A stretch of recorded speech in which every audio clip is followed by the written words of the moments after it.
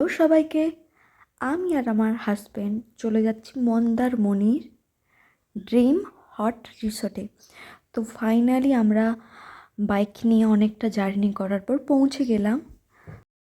Room থেকে বেরোলেই সমুদ্রের আওয়াজ, যেটা মুগ্ধ করার মতো একটা বিষয়।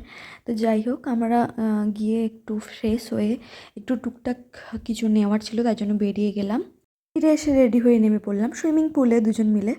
আমরা গিয়েছিলাম দুদিনের জন্য, দুরাত।